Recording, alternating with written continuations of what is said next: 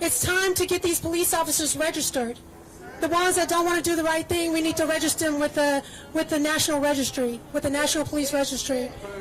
Yeah, no, we're not going to have too many, but I will say that that police chief, C.J. Davis, called it and said that she didn't see any kind of substantial evidence to back their stories. Why? Because you can hear them making up the story in the video. They're trying to create their own narratives. But the narrative is that they have been indicted and that they will receive justice, and we need it swiftly. And we need it swiftly for any police officer that decides to do exactly what these Memphis people did. I was also, just one last thing, I was asked earlier, why was I here? I talked about justice, but I agree with Dominique that we're here in solidarity with the community of Memphis to let them know that we will stand with them tonight and any other night anybody else wants to do something that is inhumane and unjust.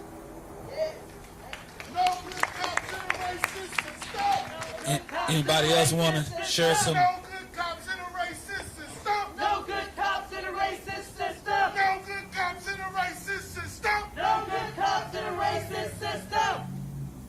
Hi, my name is Angelique, and I am Puerto Rican. I'm also a teacher at an at-risk student high school. 100% of my students are at risk. About 70% of my students are brown or black. And I know that Univision is here, y le quiero hacer un llamado directamente a los hispanos y a todos los latinos que están ahí. El lugar de los hispanos es aquí, con nuestros hermanos. Porque esta lucha no es tan solo de ellos, esta lucha es nuestra también. What's going on, this fight is not just a black African-American fight. This is also a Latino fight. And I'm just making a call for the Latino people because you guys should all be here too. We in it together, y'all. I wanted to say something real quick because I like that chant, what the brother said. Say that again. No good cops in a racist system. No good cops in a racist system. No good cops in a racist system. No good cops in a racist system. No good cops in a racist system. No good cops in a racist system. So, a lot of times people ask me, why is it that they, don't like you so much? And I mean, I know their general orders. I know what they're supposed to be doing. But the foundation, my grandma, let me tell y'all, man, I grew up in church. I ain't have no choice, right? You know what I'm saying? But whatever foundation is laid, until you get rid of that foundation, there ain't no changing law enforcement in America. Because yet at the end of the day, here is the cold part. When you train that officer, you're giving them 4 different communities. And you're looking at this community, normally it's south, and you're saying, these are all the wild animals over here. They don't got no rights. Here the rich people over here. Here the modest people over here. And these are all the college kids over here. This all this. This four different categories in a community. And every time something happens in our communities, it don't never be in Highland Park, Preston Hollow. They ain't busting nobody's ass in Plano. A couple of years ago, they had the state troopers in South Dallas. State troopers stopped 6,000 people in 30 days. We was in a community meeting and the white people decided to come and they said, I had to say it, look, they came in there, they said, well, we need to support the police officers.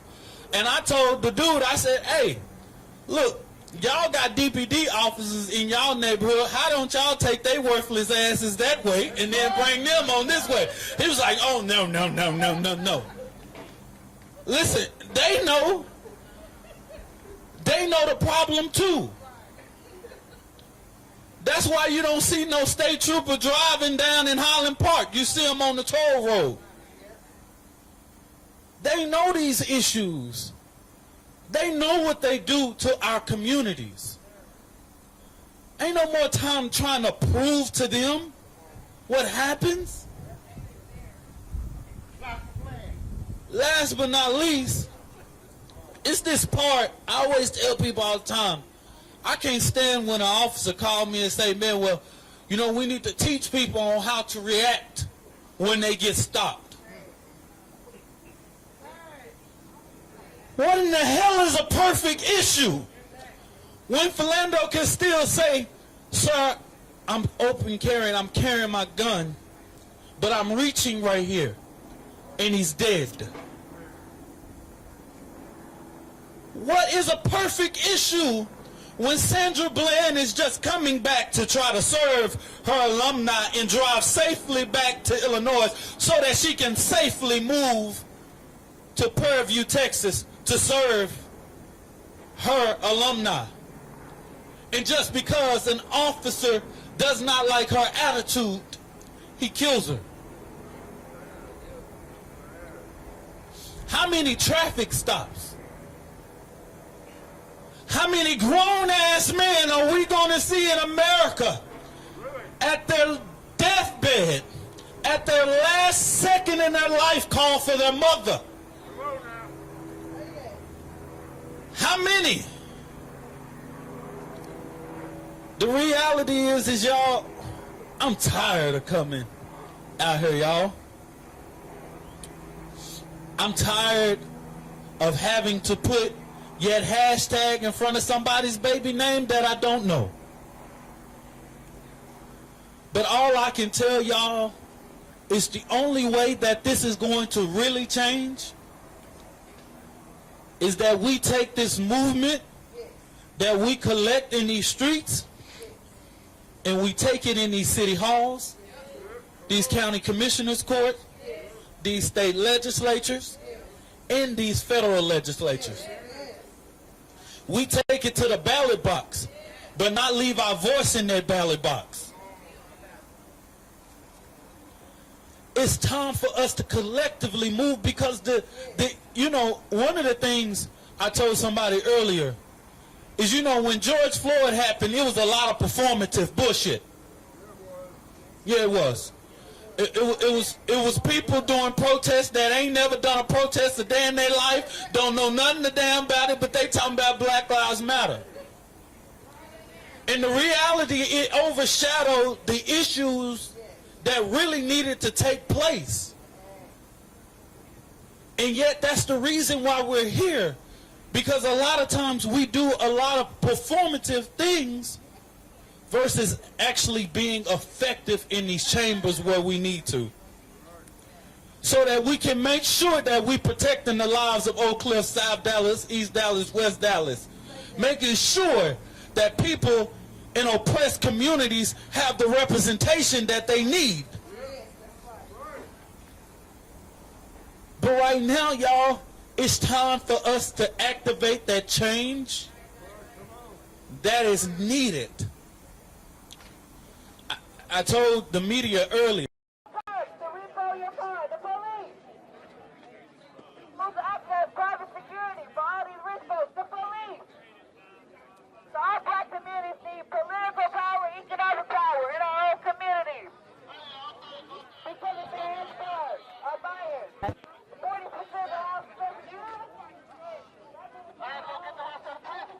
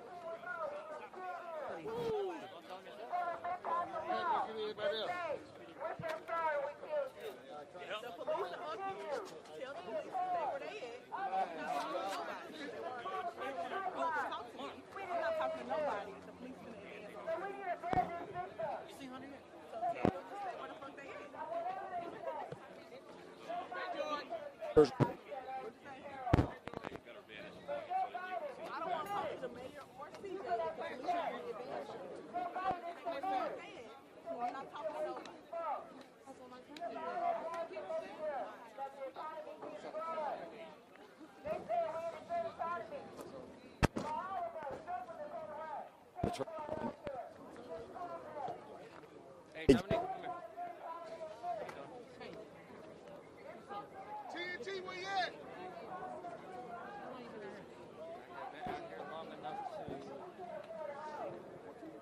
look, if they say something about me, because they will, I'm gonna put it like it's gonna be all, and they ain't gonna do it. Love y'all though. Look, y'all my club. I'm using y'all. Hey, no quiet left old boy said, I know you finna be it, don't do it. Look. There I was though. So look. There we are.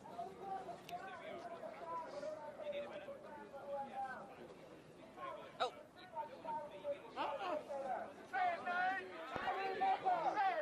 Tyre Nichols! Tyre Nichols!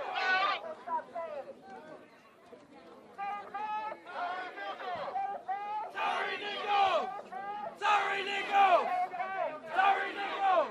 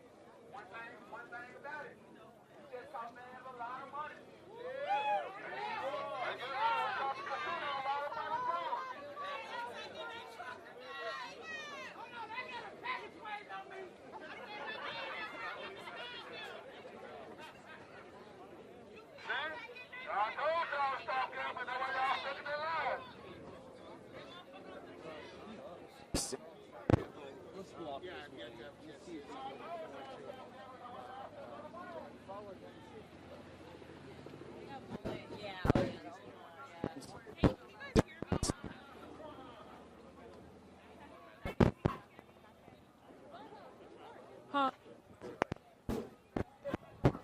To get a better angle, I gotta stay with Ian because they're. I gotta stay with Ian because they're coming back. They keep coming back. Live? Sorry, did you get any batteries for my backpack? I did too. You too? Okay, were they camera or? No, you need one for a backpack? Those were my like.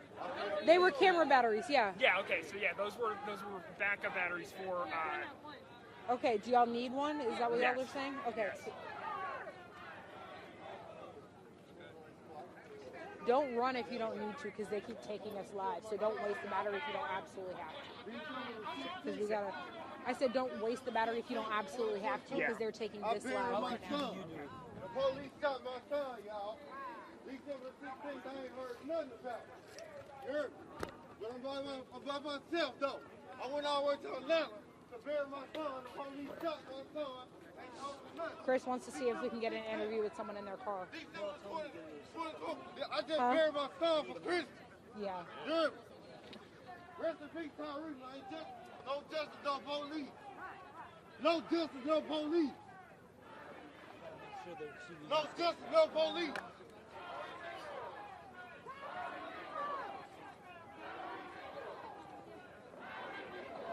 Nice. Nice.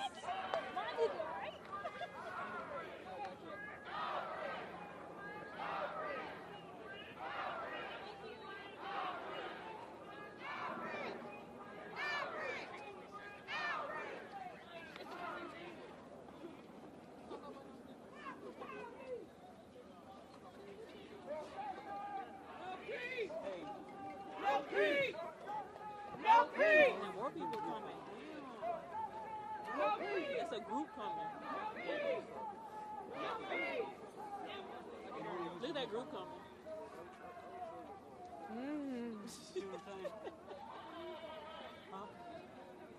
I know.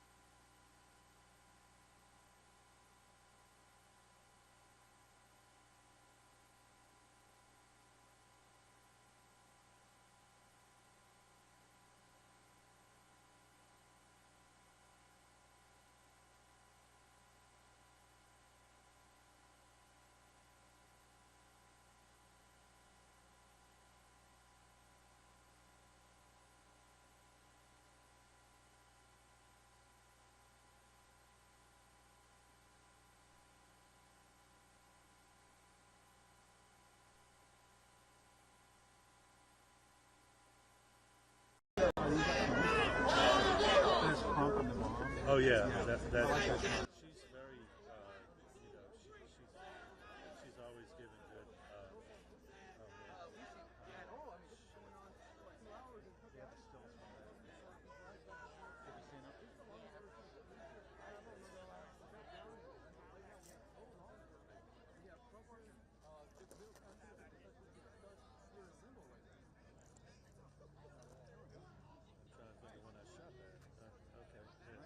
There's another one of the. See, I got the. That's at the 12 millimeter, so I was able to get a little bit of. And you know, isn't it funny? Like I've never heard that name before.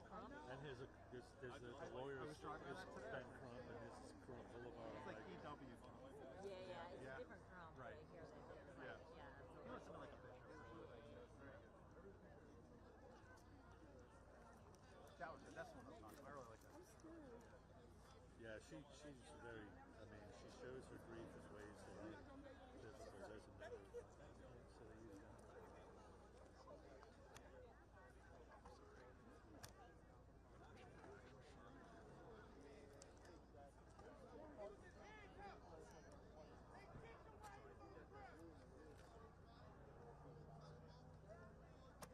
So they got demos in Washington and Atlanta.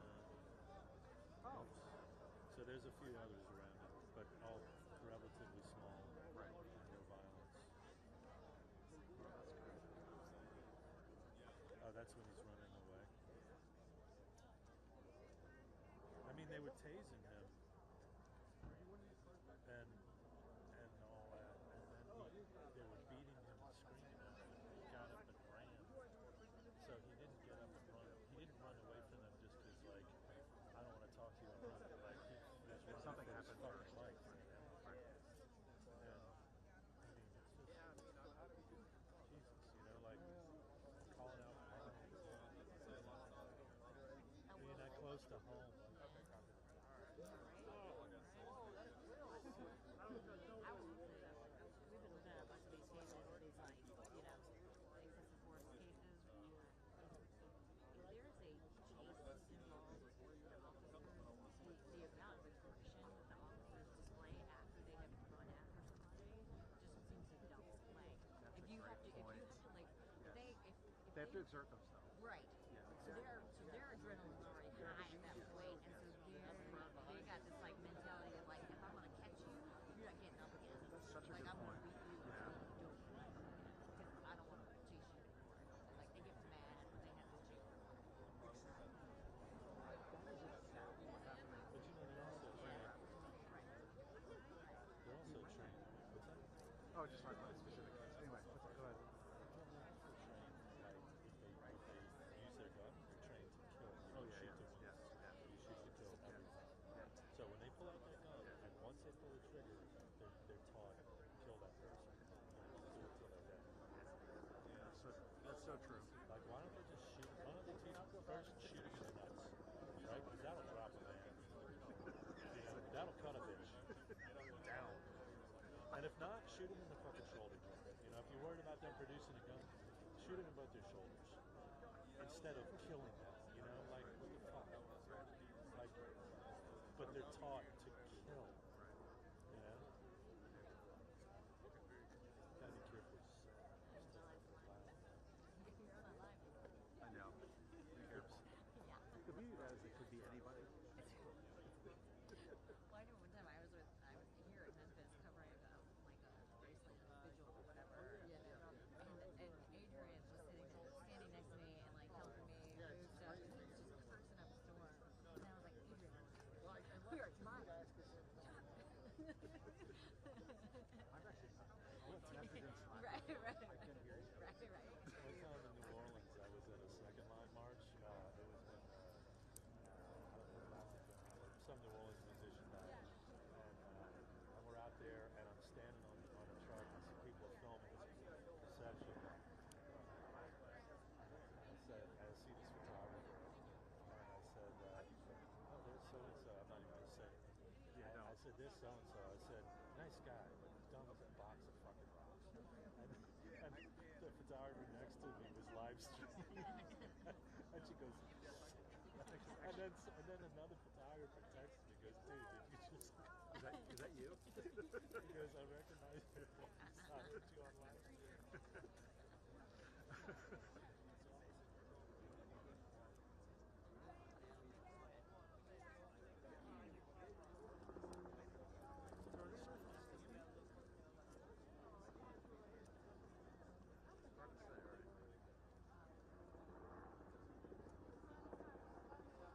It got a little dicey when these guys first jumped this side of the bridge when them fucking 18-wheelers rolling.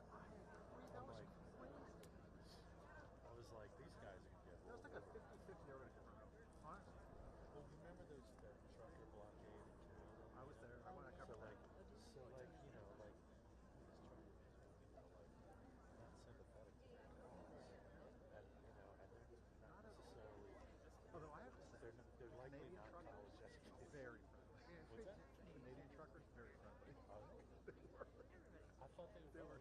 Well, the ones that Windsor were. I wasn't on.